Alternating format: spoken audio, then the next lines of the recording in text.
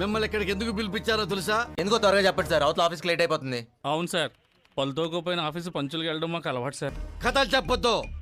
మీ పుట్టు పూర్వత్రాలు మొత్తం ఈ ఫైల్లో ఉన్నాయి. వైజాగ్ లో బేవర్సగా తిరిగే వాళ్లలో ఓ సర్వే నిర్వహిస్తే అందులో మొదటి పేరు నీది, రెండో పేరు నీ పేరు వచ్చిందిరా. నేనే సర్వే ఎవరు చేశాడు కానీ ఆడికి సన్మానం చేయొచ్చు సార్. పర్ఫెక్ట్ గా ఉంది. వాడిని చూసి నేర్చుకోరా. పాపం లిస్ట్ లో వాడు పేరుందని ఎంత ఫీల్ అవుతున్నాడో చూడరా. వాడు ఫీల్ అవుతుంది అందుకు కాదు సార్. మరి దేనికి ఇలా పిసుకుంటున్నావు? ఈ సిటీలో వస్తే గిస్తే వేస్ట్ నెంబర్ నేను రావాలి కానీ వాడు రావడం ఏంటి? అందుకు ఫీల్ అవుతున్నాను సార్. ఏంట్రా నీ గొప్పతనం? నేను 6 ఏళ్ళు ఇంజనీరింగ్ చదివా, నువ్వు 5 ఏళ్ళకే బయటకు వచ్చావు. నేను 4 బీర్లు దించుకుంటే తాగలను, నువ్వు తాగలవా? డ్రంక్ అండ్ డ్రైవ్ లో నేను 4 సార్లు దొరికాను, నువ్వు 2 సార్లు దొరికావు.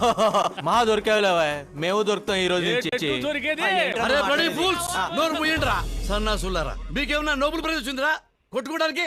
అరే ఖాళీగా చేస్తున్నారు, ఏదైనా ఉద్యోగం చేసుకోవచ్చుగా.